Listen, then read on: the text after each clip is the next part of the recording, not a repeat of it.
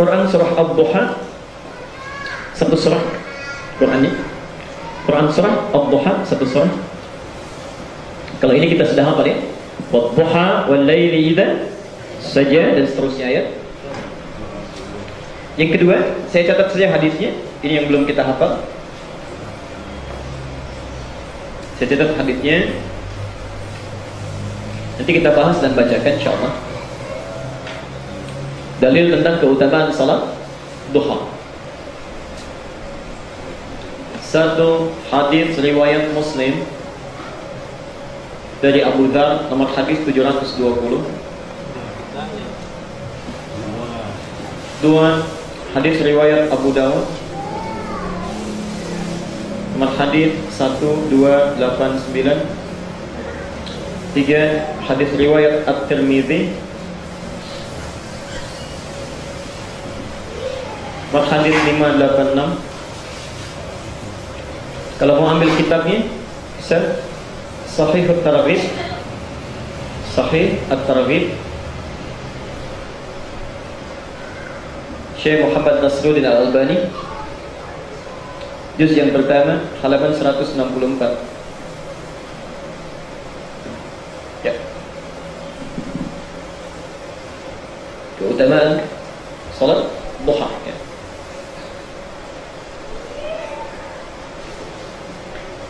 Jadi kita sudah bahas tahajud, sudah bahas rawatib, sekarang duha ya.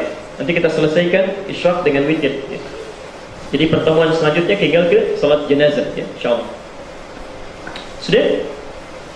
Baik. Bapak Ibu sekalian, saya mulai dari kisah Qurannya dulu sejenak ya, lalu kita sambungkan ke dalam hadis-hadisnya.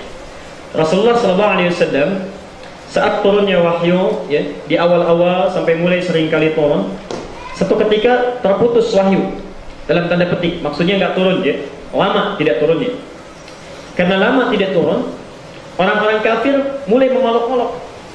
Tuh Muhammad sudah ditinggalkan oleh Tuhannya, nggak dapat wahyu lagi katanya. Subhanallah. Sampai saking gelisahnya Nabi, kadang-kadang keluar rumah, balik lagi, naik ke bukit, turun lagi, ya, naik ke bukit, turun lagi. Sampai orang mengatakan itu Muhammad sudah gila tuh katanya, ditinggalkan Tuhannya, jadi gila. Ya. Karena nggak jelas itu, kayak kelihatan orang nggak jelas, keluar, masuk, naik, turun lagi, ya. Ya, kata orang-orang kafir saat itu Muhammad sudah gila, ditinggalkan oleh Tuhannya. Berlangsung cukup lama, Subhanallah. Saat mulai merasakan demikian, ya, perasaan sudah mulai tidak nyaman, tidak tenteram, qadarullah, ya. Kemudian Allah langsung menurunkan dua surah sekaligus. Dua surah. Satu Ad-Duha, ya, surah 93 itu, ya. Yang kedua Al-Insyirah, ya. Yang Alam Nashrah Laka Sadrak, ya, surah 94 ini, ya. Diturun surah Ad-Duha.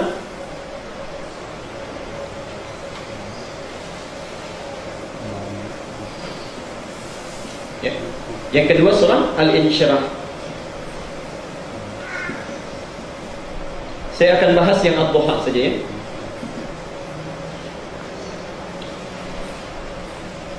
Perhatikan kalimat Qur'annya, wad-duha, ya. Wad-duha, demi waktu duha. Wa-ad-duha. Saya hapuskan atasnya. Ini poinnya. Wad-duha, ya. Kalau mengartikan huruf waw, perhatikan, kalau Bapak Ibu baca Quran, di awal ayat Quran, persis di awalnya, di awal surat, di awal ayat, ya. Di awal surat, awal ayat, ada huruf waw. Itu wawnya disebut wawul qasam, sumpah. Al-qasam, wawil qasam, sumpah.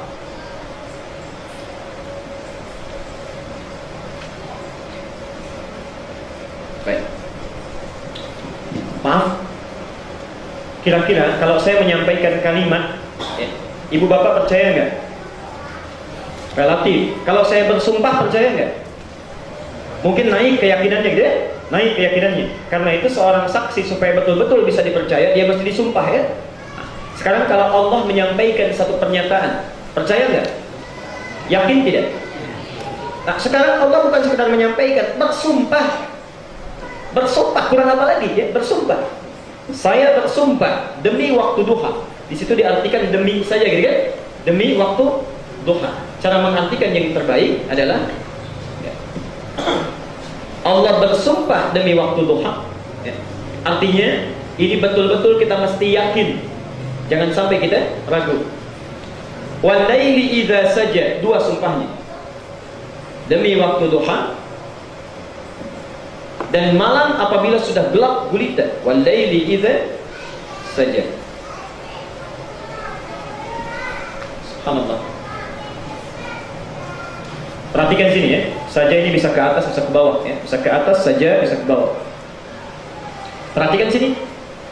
Biasanya kalau sudah lail, kalau malam itu gelap enggak? Gelap ya? Kok pakai lail saja sudah gelap sebetulnya. Lail itu sudah gelap. Tapi di sini ditambah dengan saja ya. Saja itu ya pekat lah, bukan sekedar gelap, pekat, enggak kelihatan sesuatu. Gelap luar biasa. Ada gelap yang masih bisa meraba-raba dengan mudah. Ada gelap yang meraba pun kita sudah susah. Itu saja namanya. Wal laili idza saja. Allah bersumpah dengan dua hal. Bersumpah dengan waktu duha, yang kedua malam yang sangat gelap ya. Apa isi sumpahnya? Ma wadda'aka rabbuka wa ma qala. Muhammad, Tuhanmu tidak akan pernah meninggalkanmu. Tidak meninggalkan.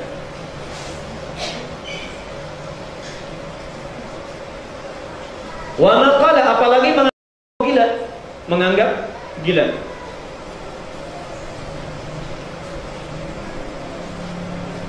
Perhatikan betul ke sini.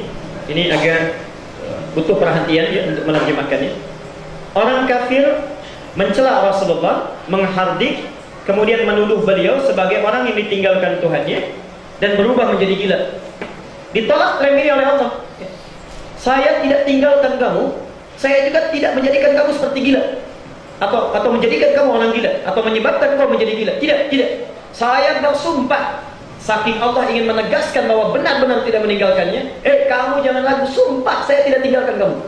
Sumpah saya tidak sebabkan kamu gila. Ya, subhanallah. Tapi yang paling menarik adalah sumpahnya menggunakan dua waktu ini. Nanti ada kaitannya dengan sholat duha. Nah, para ulama tafsir, khususnya yang ahli bahasa, menganalisis dua kata ini menyimpulkan sebetulnya kalimat duha dengan lail idza saja itu kata kiasan. Kiasan di sini ya. Kiasan dengan menggunakan fenomena alam. Itu sudah biasa. Ilmu untuk mempelajari kata-kata seperti ini namanya ilmu balaghah, ilmu sastra. Karena bahasa Quran dengan hadis itu kadang-kadang menggunakan sastra yang tingkatnya sangat tinggi, memahaminya tidak langsung. Mesti tahu ilmunya dulu ya. Perhatikan di sini.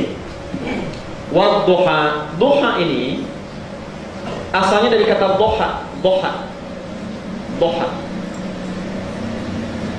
Sesuatu yang menenteramkan, aktivitas yang meneduhkan, di segala perbuatan yang menenangkan ke dalam hati, membuat kita tentram, itu namanya doha, aktivitasnya, pekerjaannya, verb, pekerjaannya.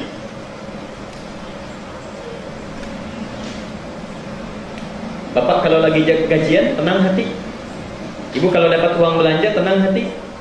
Itu doha itu ya, aktivitasnya, tenang, ya, tenang, membuat kita tentram, nyaman ya. Sedang sholat, tenang, tentram, baca Quran, tenang, tentram, aktivitasnya duha. Waktunya disebut dengan duha. Keadaan waktunya. Duha itu saat matahari mulai naik sepenggala ya. Ya kurang lebih satu tombak ya, sudah mulai bergeser ya, matahari sudah naik sepenggala. Yang memancarkan cahaya, tandanya sinarnya membuat kita tentram, enak gitu ya. Kan ada waktu tertentu, misal sekarang jam 6:04 saya, kita lihat kan matahari sudah mulai bersinar ya. Sinarnya itu kalau kita terima kan enak ya, nggak terlalu panas, tidak juga membawa dingin, jadi tenang, tentram ya, ke dalam jiwa kita. Itu disebut dengan duha waktunya. Di saat matahari naik sepenggala, memancarkan sinar yang dirasakan tentram oleh kita, enak ya. Vitamin D-nya banyak, itu waktunya disebut dengan duha. Jelas sampai sini? Duha itu keadaan atau waktu ya, keadaan waktu yang sifatnya memberikan ketentraman ke dalam jiwa ya. Masa-masa yang menyenangkan, masa yang menenteramkan.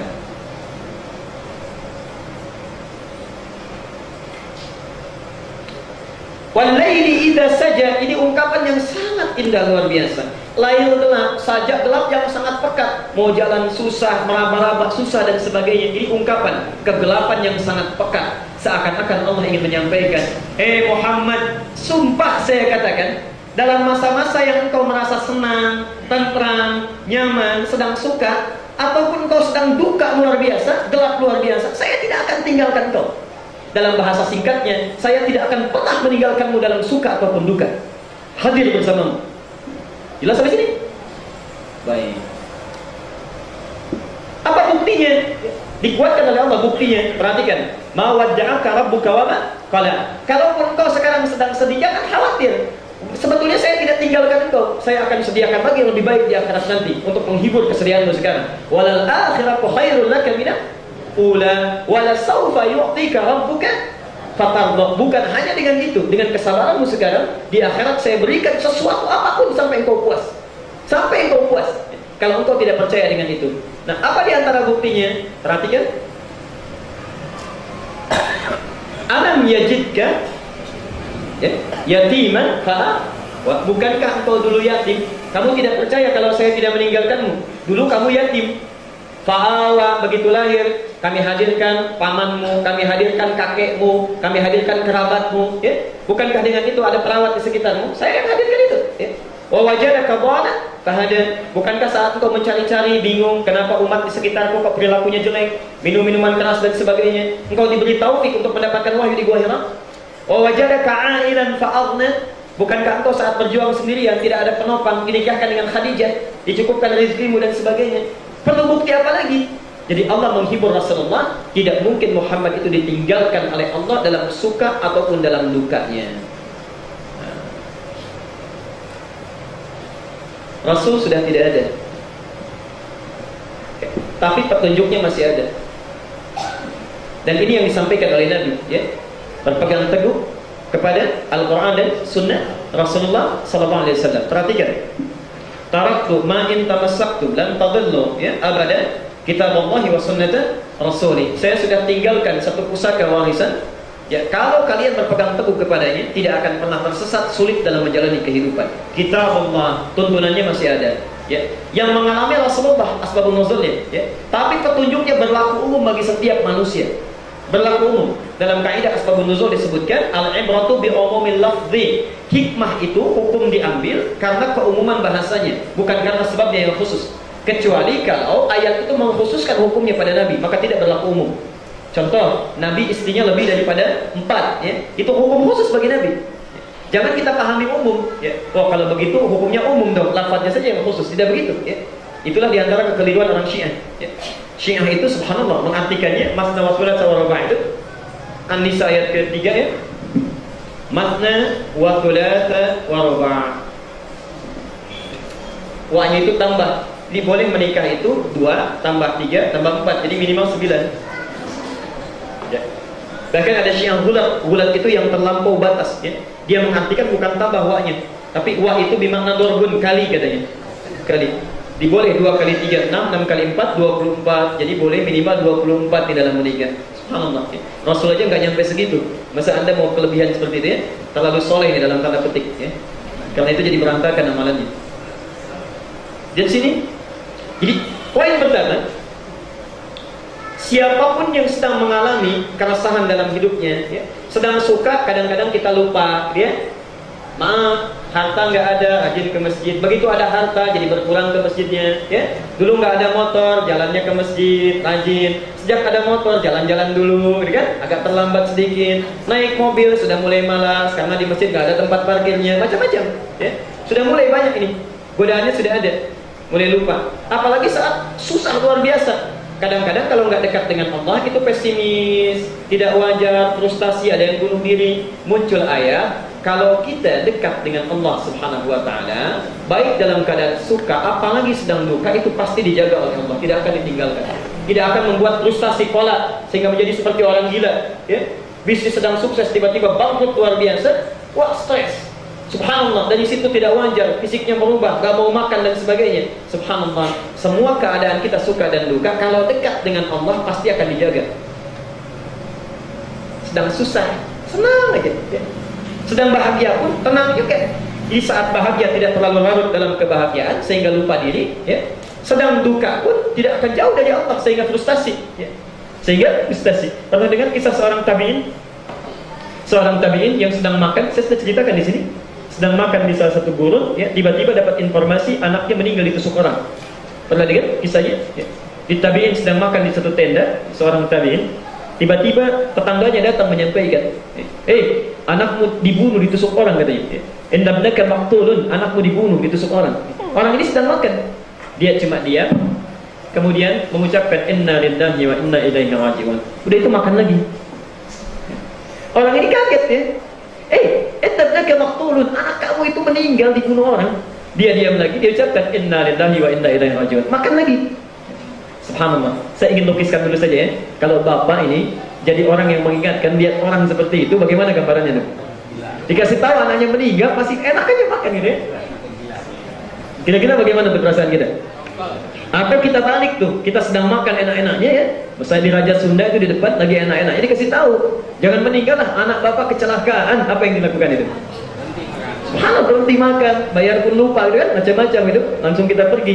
Subhanallah. Yang ini begitu penasaran yang ketiga kali, indabnaka maqtulun. Dia tanya, anda ini kan bapaknya, katanya. Saya kasih tahu, kenapa nggak ada respon?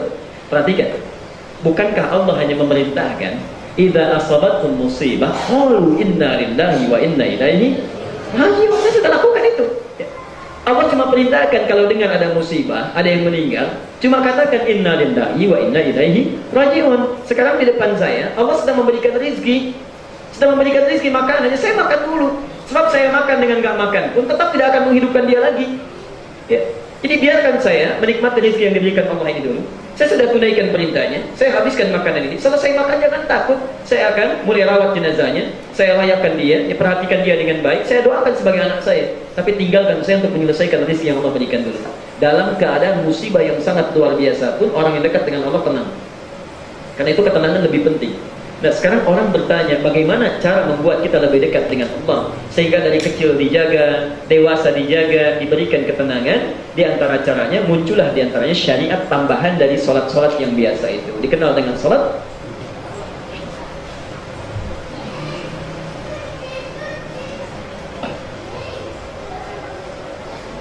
Kalau bertanya bagaimana cara mendekati Allah supaya diberikan kenikmatan tadi, ketentraman, ya, Anda bisa lakukan dengan beramal, ya.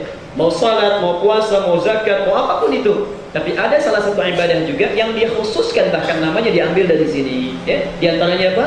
Ini salat duha, namanya khusus. Perhatikan fadilahnya, saya sampai tuliskan 4 karena ada 4 keutamaan dari salat duha ini. 1. Hadis riwayat Muslim nomor hadis 720 dari Abu Dzar. Rasulullah menyampaikan, bima makna saya percepat saja, ya. Kata Rasulullah, setiap pagi itu, fi kulli sabihatin, ya, ala kulli sulama, dari setiap persendian kita, jadi ada 360 sendi dalam diri kita. Setiap bangun di pagi itu semuanya mesti bersedekah. Mesti bersedekah, ya.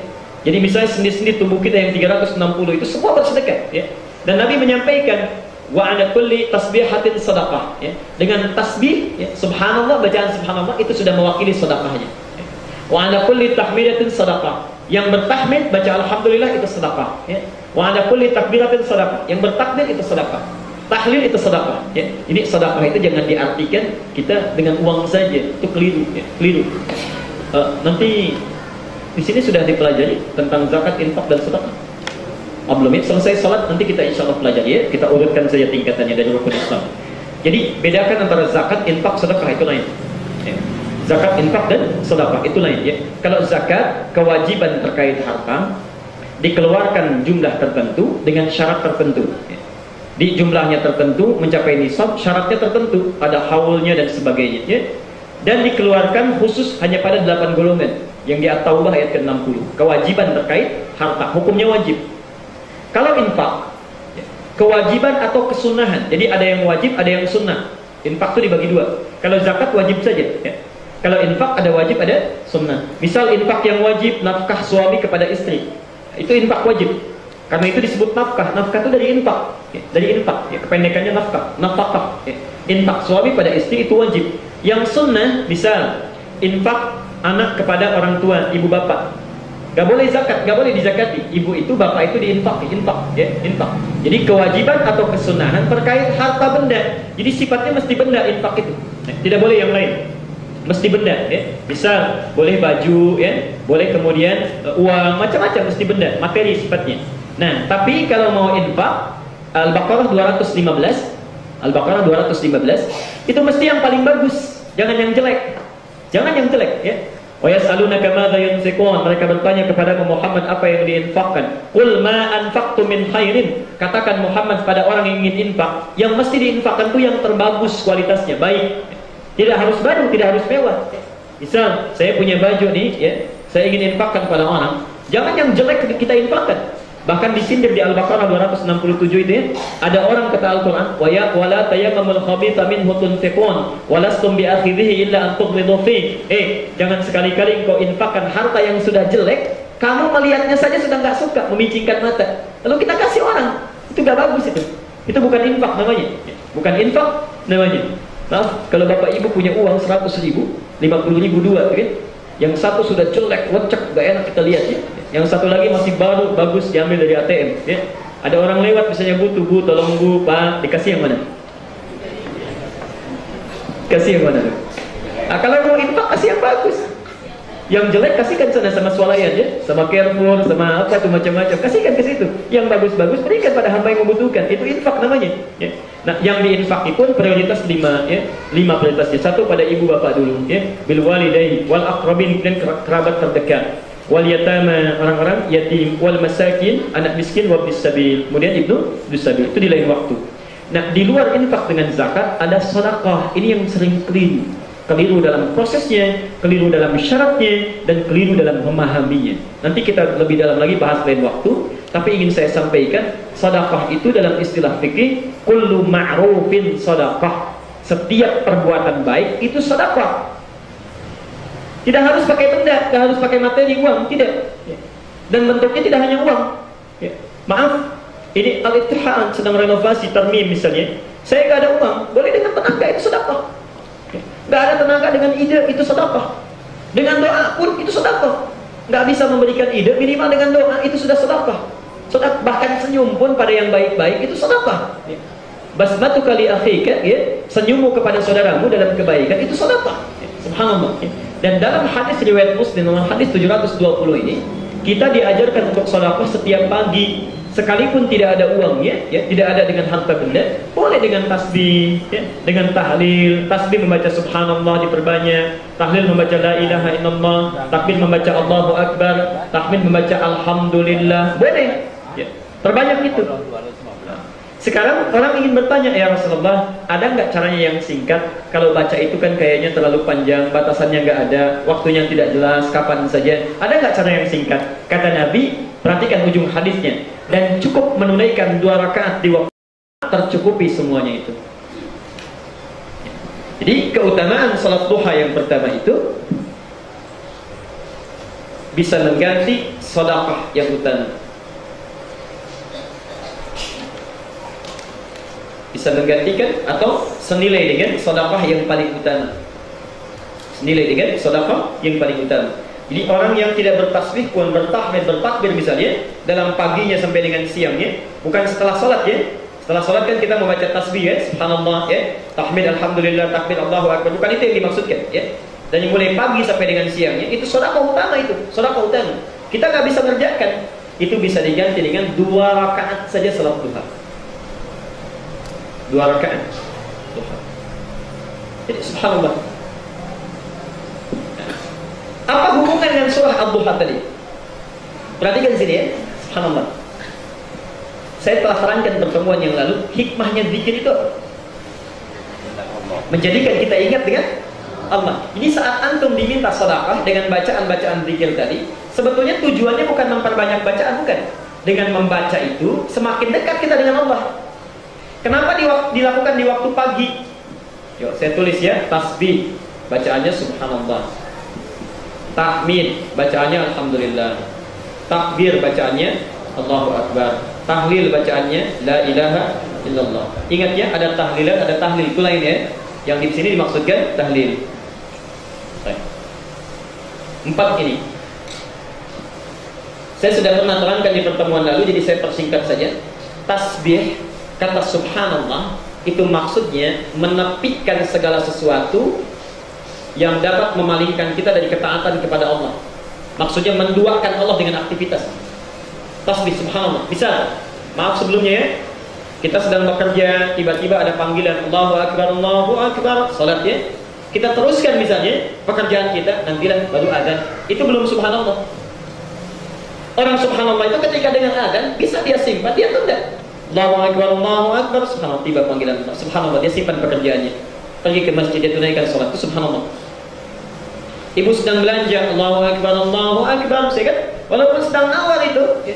Orang yang subhanallah, Pak, maaf ya, sebentar, nanti saya balik lagi, saya sholat dulu. Itu subhanallah. Tapi yang belum subhanallah, baru azan, Pak, teruskan aja dulu. Ya.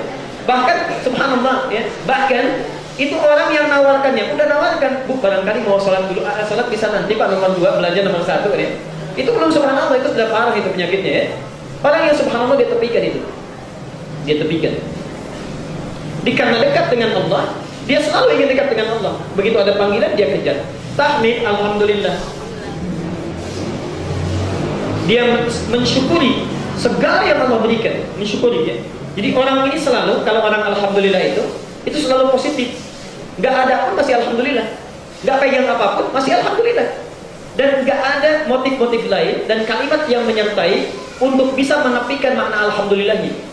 Jadi saat dia tidak punya sesuatu pun, yang dilihat apa yang dia punya. Subhanallah, datang orang misalnya, datang pakai motor. Kita datang pakai sepeda misalnya. Pak, pakai sepeda Pak, alhamdulillah. Yang dia lihat bukan pikirkan gak punya motor. Dia lihat ke belakang, orang lain masih jalan, saya masih punya sepeda. Alhamdulillah. Ada orang jalan di sampingnya, Pak, jalan Pak, alhamdulillah. Dia pikirkan, saya masih jalan pakai sepatu, pakai sendal. Orang lain jalan gak pakai sendal. Ada yang gak pakai sendal, Pak, olahraga Pak, alhamdulillah. Ya. Saya masih bisa jalan pakai kaki saya, orang lain belum bisa jalan. Subhanallah, begitu datang orang pakai kursi roda, ya, datang lagi, Pak, subhanallah, ada kurang sehat Pak, alhamdulillah. Dia bukan jawab tidak malu, alhamdulillah. Ya. Orang bisa, maaf, orang misalnya sakit, dia nggak punya kursi roda, saya punya kursi. Jadi semua itu terpikir al saja, dan nggak ada kalimat lain yang menyertai. Makanya alnya itu al komprehensif, istighraq. Kalau sudah alhamdulillah jangan diikuti dengan yang lain. Ya. Pak, pakai sepeda Pak, ya alhamdulillah. Ya. Kalau sudah alhamdulillah jangan pakai ya. Itu artinya tambahan. Ya. Tumben jalan Pak, ya alhamdulillah. Itu usah pakai ya. Udah hilang itu. Hidupnya enak nih. Takbir.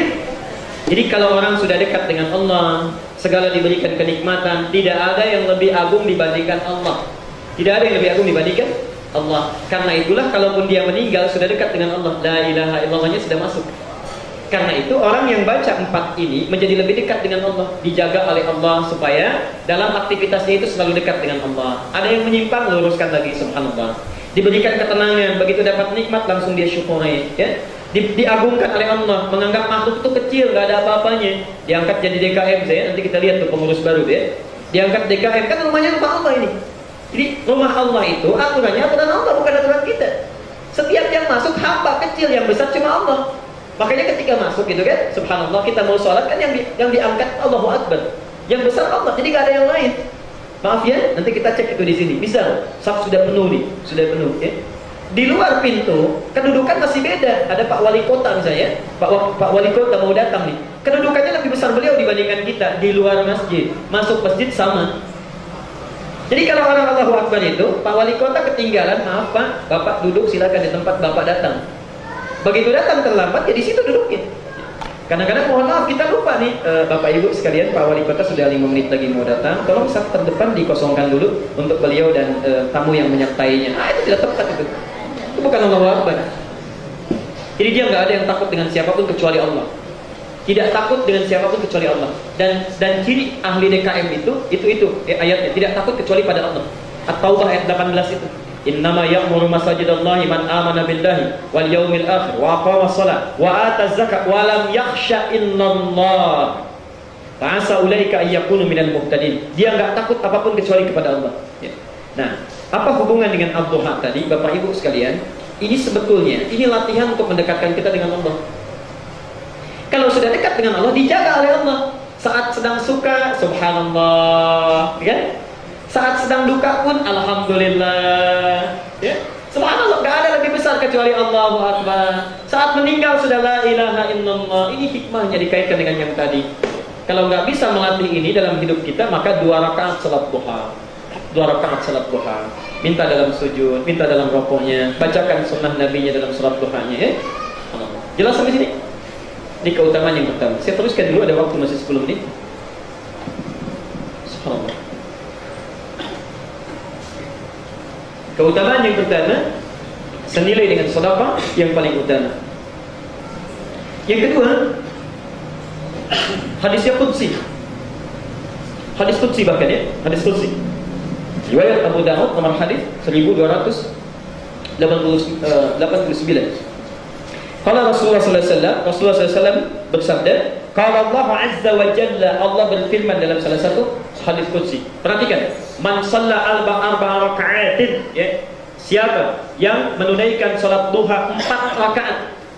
4 rakaat. Dalam riwayat lain, ya ibadi, hai hambaku, la ta'jiz an 4 raka'atin fi duha. Jangan pernah engkau merasa lengah. Maksudnya jangan lengah itu jangan sekali-kali ditinggalkan, ya. Jangan sekali-kali ditinggalkan, jangan lengah kita. Walaupun lelah bisa dilakukan, lakukan, ya. 4 rakaat duha. Kalau yang tadi 2 rakaat minimali. Sekarang 4 rakaat duha. Siapa yang tidak lelah menunaikan 4 rakaat duha, maka Allah akan ganti mencukupkan kebutuhannya sampai di akhir siang. Dicukupkan kebutuhannya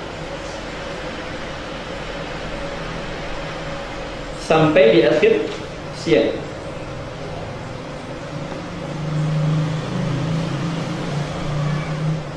Akhir siang itu ada yang mengatakan menjelang asar, ya. Ada yang mengatakan menjelang asar, ada yang mengatakan masuk maghrib, ya. Karena di Quran siang itu nahar dipasangkan dengan lail. Nahar pasangannya lail, ya. Sal Ali Imran 190.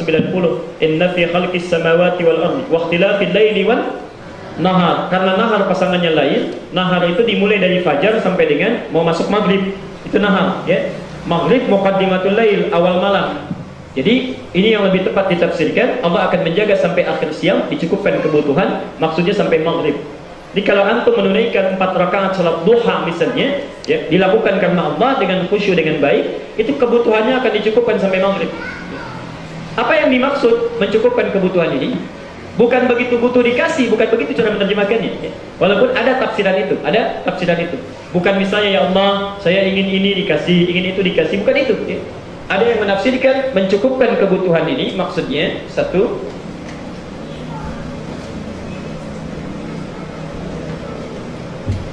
Allah menjaga, menekan nafsunya agar tidak banyak menginginkan apa yang tidak dibutuhkan. Jadi ada kebutuhan, butuh, ada keinginan. Nah, nafsu ini membawa banyak kepada keinginan. Takwa membawa banyak kepada kebutuhan. Jadi kalau orang tidak pernah meningkatkan takwa, nafsunya naik. Kalau nafsunya naik, keinginannya banyak, ya.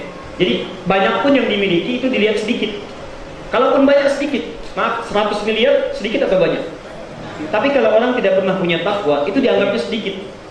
Selalu ingin, ya. Nah, tanda-tanda nafsunya itu meningkat, lihat apapun pengen, walaupun nggak butuh. Punya rumah, begitu tetangga misalnya beli kulkas baru, parkir di depan, pas di depan rumahnya kelihatan, ya. Datang kepada papanya, "Pak, tetangga kita udah baru tuh kulkasnya. Masa kita yang itu aja, padahal baru seminggu beli kulkas." Bisa begitu, ya. Mobil ganti, pengen lagi. Ya, teman kasih kabar misalnya ada tanam bagus, dibeli lagi, padahal nggak butuh. Belum tentu butuh, ya. Jadi ini biasanya keinginannya naik, meningkat tanpa wajar. Ini berbahaya. Nah, Allah akan tekan nafsu orang ini. Nafsu ditekan, dibimbing oleh Allah. Tidak semua yang dilihat dibeli, ya. Subhanallah, Pak, bapak itu sangat luar biasa menyenangkan kalau istri itu pandai salat duha, ya. Jadi kalau ke mall itu dijaga, ya, tidak setiap yang dilihat bisa dibeli, ya. Jadi bisa ditekan itu, ya. Jadi kalau kita yang positif, maksud saya yang positif. Jadi kalau kita tunggangi salat duha ini, nafsu itu dijaga, yang baik-baik aja, sehingga dicukupkan oleh Allah. Apa yang jadi kebutuhan diarahkan. Dia butuh salat diberikan, dia butuh makanan yang mencukupkan dia ibadah diberikan, ya. Dia butuh mushaf didorong, ya, ada dan sebagainya. Yang tidak dibutuhkan ditekan. Jelas sampai sini? Baik. Yang kedua, ada yang mengartikan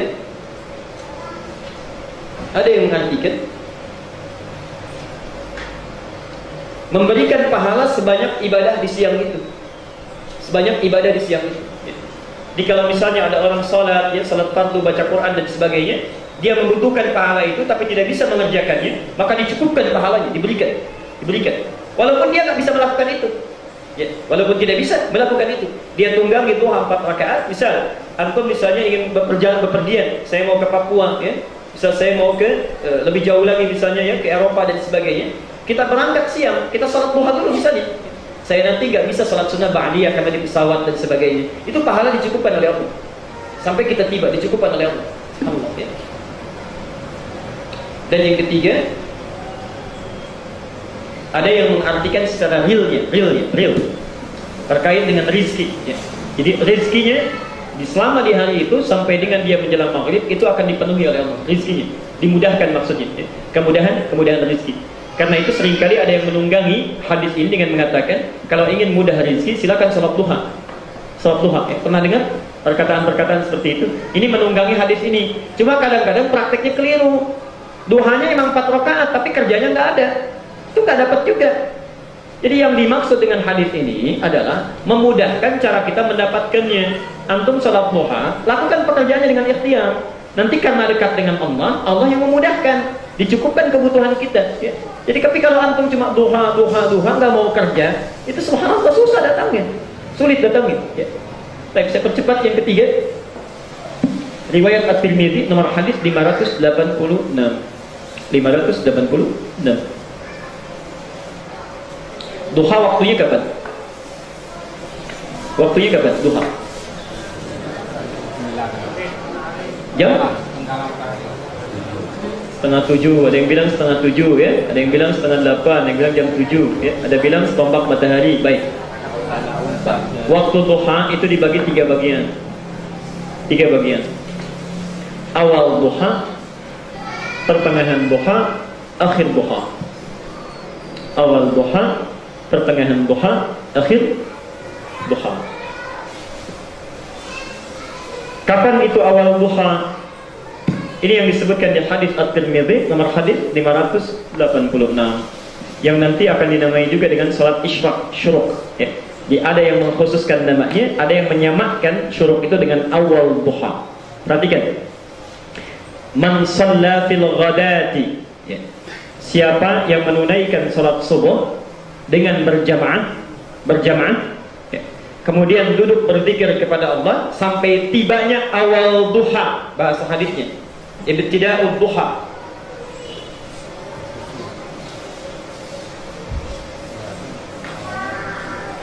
Siapa yang menunaikan salat berjamaah? Ada 2 hadisnya, ada 2 hadis di 2 riwayat. 2 riwayat. Satu, siapa yang menunaikan salat berjamaah subuhnya, subuh berjamaah. Ini syaratnya kalau mau dapat pahalanya mesti syaratnya dipenuhi dulu. Kemudian berzikir sampai awal duha. Riwayat pertama sampai awal duha. Lalu salat 2 rakaat di awal duha ini, salat 2 rakaat.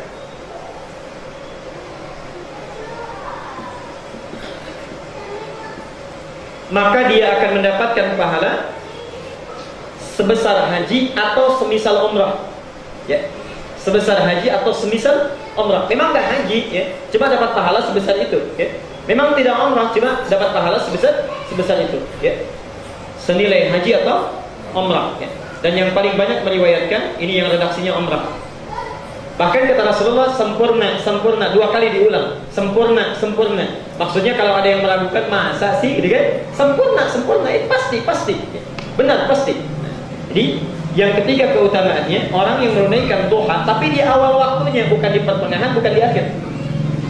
Jadi kalau yang tadi, yang 1 dengan 2 itu masih terbuka, mau di pertengahannya, mau di akhirnya masih dapat itu. Ya. Kalau 2 rakaat dapat yang tadi, ya, subhanallah, 4 rakaat dapat yang telah disebutkan. Ya. Antum tunggangi 2 rakaat itu senilai dengan sedekah. Tunggangi 4 rakaat itu senilai dengan kedekatan kepada Allah sehingga dicukupkan kebutuhannya. Tapi kalau itu dilakukan 2 rakaat saja di awal duha, tapi bukan sekedar melakukan 2 rakaat saja. Syarat pertamanya tidak mudah. Salat subuh berjamaah dulu. Dalam riwayat lain ada yang spesifik menyebutkan di masjid. Nah, ya. Di masjid, spesifik riwayat lain. Karena itu ada yang berpendapat bahwa sebagian ulama kita berpendapat itu mesti sholatnya di masjid. Mesti sholatnya di masjid ya. Kemudian dia berzikir. Jadi saat selesai sholat itu tidak melakukan aktivitas lain ya. Dia zikir kepada Allah, zikir ya. Ada yang mengartikan duduk, ada yang mengartikan dia i'tikaf dan sebagainya, silakan macam-macam ya. Kemudian dia berzikir kepada Allah Subhanahu wa taala ya. Kalau zikir itu sambil duduk sambil berdiri. Kalau di masjid atau umumnya duduk kan? Makanya ada yang mengartikan duduk di masjid ya. Itu cuma terjemah saja ya. Berzikir kepada Allah sampai datang awal duha. Lalu dia salat duha, subhanallah. Itu pahalanya seperti dapat umrah. Seperti umrah. Allah itu begitu sayang kepada kita adil. Belum punya uang, pengen senilai umrah pahala, ayo tunggangi ini. Tapi syaratnya nggak mudah. Yuk ke masjid dulu salat jamaah subuh. Salat jamaah ya. Ulama mengatakan riwayat yang menyebutkan ke masjid itu spesifik bagi para lelaki khususnya. Yang tidak ada masjidnya ini memberi peluang kepada para perempuan. Ya, memberi peluang kepada para perempuan karena belum tentu bisa ke masjid. Karena itu ada 2 redaksi hadisnya. Ada yang menyebutkan man shalla fil ghadati jama'atan, jamaah saja. Ada yang menambahkan fil masjid. Jadi Bapak Ibu sekalian, karena ini dilakukan di awal duha, lalu Nabi menyebutkan setelah matahari itu terbit 1 tombak setelah itu. Sekitar 12 menit 15 menit setelah terbit. 12 menit 15 menit setelah terbit. Nah, karena ini khusus sifatnya di awal waktu, matahari baru terbit kemudian mulai lewat ya 12 menit 15 menit, maka dalam bahasa Arab itu disebut dengan isyraq. Isyraq ya. Syuruk bahasa kita ini. Isyraq atau syuruk. Maka ada yang menyebutkan, ada yang mengkhususkan karena ini pahalanya khusus, waktunya khusus, ada yang memberikan istilah salat syuruk atau isyraq.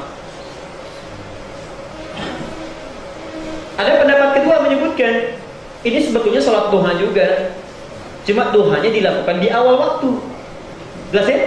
Salat duha juga, cuma duhanya dilakukan di awal waktu. Ini tidak masalah, ini kan perbedaan pandangan saja. Perbedaan pandangan. Jika kalau antum yang ada ingin menyebutnya isyraq, ingin dapat pahala umrah, silakan lakukan ya. Nanti di pertengahan duha ingin salat lagi, silakan. Ini 2 rakaat saja, nanti ingin tambah 2 rakaat lagi jadi 4 rakaat, silakan. Gak ada masalah di situ ya. Yang keliru itu sudah nggak salat rame gitu ya. Itu yang keliru. Jadi syaratnya mesti antum salat berjamaah dulu. Tidak mudah, makanya enak saja kalau misalnya tiba-tiba salat 2 rakaat dapat senilai umrah ya. Ya, kalau begitu nggak usah umrah saja ya. Jadi mesti dulu salat jamaah dulu, kemudian i'tikaf dulu, zikir dan taklim itu bagian dari zikir. Jadi beruntunglah kalau misalnya ba'da subuh ada pengajian, antum duduk dulu ya. Setelah selesai taklimnya salat 2 rakaat itu dapat tuh. Udah dapat pahala taklim, dapat pahala umrah. Ya. Udah rugi deh. Daripada duduk sendirian dan sebagainya, ke ta'lim. Pahala ta'lim ada, pahala umrah ada, banyak itu, subhanallah, banyak pahalanya. Yang terakhir, yang keempat, yang terakhir, salat duha diantara manfaatnya tadi yang pertama bisa mencukupkan keutamaan sedekah, ya. Yang kedua bisa memberikan kebutuhan kita, cukupkan kebutuhan. Yang ketiga itu bisa senilai dengan umrah bila dilakukan di awal waktu. Dan yang keempat, ini yang paling penting, salat duha itu juga disebut oleh Nabi sifat salatnya orang-orang yang tawabin, orang yang selalu ingin bertobat kepada Allah. Tawabin atau salatul awabin, bisa disebut awabin, bisa disebut tawabin. Pernah dengar salat awabin? Salat sunnah awabin deh. Sebetulnya itu ya duha juga. Saya duha juga gitu. Di orang yang konsisten duha, Nabi langsung menyebutnya sebagai awam, ya, awam. Ada tawab, ada awam. Ya gak lain. Ada awam, ada tawab.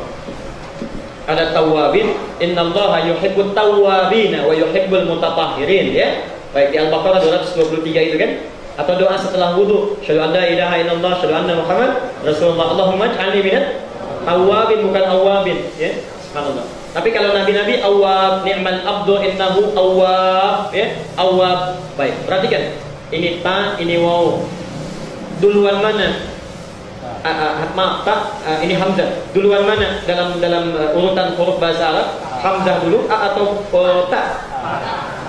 Alif duluan, hamzah dulu. Alif, ba, ta. Kalau yang ini hamzah atau alif? Alif.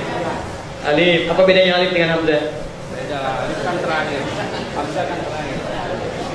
Baik. Yang ada kepalanya itu pasti hamzah. Pasti hamzah, bukan alif. Kalau nggak ada kepalanya apa? Belum tentu. Belum tentu. Bisa jadi hamzah. Hamzah. Kalau yang ini pasti hamzah. Hamzahnya qata, qat'an. Qat'an itu qata itu namanya pasti, pasti hamzah. Hamzah qata, qata itu pasti. Jadi kalau ada yang kepala begini, pasti itu hamzah. Kalau nggak dibaca a, pasti u. Kalau di bawah pasti i. Makanya bahasa Arab itu paling gampang sekali. Kalau ada hamzah begini, bawahnya ini, pasti i. Qata pasti, ini hamzah pasti dibaca i. Ya? Kalau di atas pasti dibacanya, kalau nggak a pasti u. Cek. Ya, begini. Nih, ada dal, ada ya begini. Baca. Gampang ya? Nah, pasti bisa, gampang bahasa Arab itu, nggak susah. Jadi kalau ada tulisan misalnya bahasa Arab, saya bagikan, Pak, ini kitabnya saya kopikan, nggak ada harokatnya, jangan senyum dulu, jangan cemberut dulu, ya nggak ada harokatnya, dilipat kertasnya nggak pernah dilihat, nggak begitu, ada rumusnya. Begitu ada kepalanya pasti a, kalau nggak i, baca aja, salah belakangan. Jangan malu kalau belajar. Kalau begini, itu ada dua kemungkinan, bisa hamzah, namanya hamzah wasal. Wasal. Yang nyambung, nggak kotak. Atau yang kedua alif. Apa bedanya alif dengan hamzah? Kalau hamzah, perhatikan. Kalau wasal, itu diantaranya adalah huruf yang biasanya terletak untuk menyambungkan, masih bisa disambung. Bisa, ini ada alif lam gini ya, al ismu misalnya. Ini bukan alif tapi hamzah. Hamzah wasal. Kenapa disebut wasal? Karena kadang-kadang bisa nggak dibaca alifnya. Nggak dibaca alifnya. Kalau kita baca Quran, bisa bi'salismul fusuqu ba'dal iman.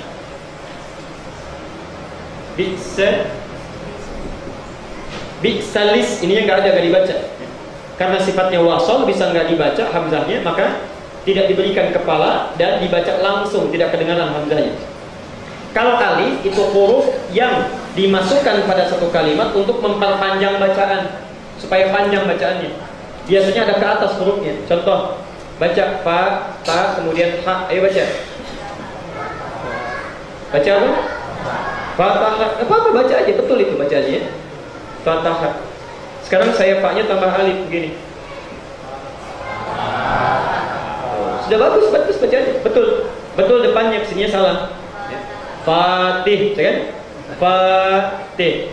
Tapi poinnya kalau ada alif di tengah-tengah ini, huruf naik ke atas, di pertengahan kata atau kalimat pasti alif. Huruf sebelumnya jangan ragu, baca a panjang. Rumusnya awi, a, i, u. Ya, kalau ada huruf alif di setelah kalimat, huruf sebelumnya a panjang. Kalau ada ya begini, sebelumnya i panjang. Kalau ada waw begini, sebelumnya u panjang. Jelas ya? Langsung saja. Gak jelas juga nggak apa-apa karena itu bukan bahasan kita. Lihat, tadi tak dengan waw duluan mana? Tak dengan hamzah, alif duluan mana? Duluan hamzah ya. Duluan hamzah. Ta belakangan. Hamzah duluan, ta belakangan. Apa bedanya awwab dengan tawwab? Kalau awwab itu orang yang mendekat kepada Allah untuk dijaga agar tidak berbuat dosa. Jadi sebelum berdosa sudah taubat duluan. Ya Allah, tolong jaga lisan saya supaya hari ini tidak mencela orang lain, berkata yang buruk terhadap orang lain. Ya Allah, tolong jaga kaki saya supaya tidak melangkah kepada yang buruk-buruk. Tunjukkan kepada saya yang baik itu baik dan kuatkan saya untuk mengikutinya. Tunjukkan pada saya yang jelek itu jelek dan kuatkan saya untuk menghindarinya. Turun hadis, Allahumma arinal haqqa haqqan warzuqna ittiba'ah wa arinal batila batilan warzuqna ijtinabah. Ya, itu sifat Allah. Jadi sebelum melakukan aktivitas sudah berlindung dulu pada Allah. Orang seperti ini bertobat sebelum salah. Maksudnya dijaga oleh Allah supaya nggak salah nanti. Dibimbing. Tapi kalau tawab artinya salah duluan. Makanya hurufnya belakangan tak, karena sudah pernah salah. Alif, ba, ta, salah duluan karena lisan mengucapkan dusta, taubat pada Allah. Makanya pakai tak, taubat karena sudah melakukan perbuatannya, baru kembali kepada Allah. Karena itu disebut dengan orang yang kembali, tawab itu. Jelas ya? Jadi bedanya tawab dengan awab. Kalau tawab melakukan kesalahan duluan, baru sadar kembali kepada Allah. Kalau awab belum salah, minta perlindungan supaya dijaga, tidak salah. Nah, salat duha ini disebutkan oleh Nabi sifat orang yang awab. Awab, apa artinya? Orang yang duhanya itu bagus, pasti dijaga oleh Allah supaya tidak berbuat maksiat di hari itu. Di fadilah salat duha yang keempat, menjaga kita dari perbuatan maksiat. Menjaga dari perbuatan maksiat. Kalau duhanya benar, ya, kalau duhanya benar. Kalau sudah salat duha masih salah juga, berarti duhanya yang keliru itu.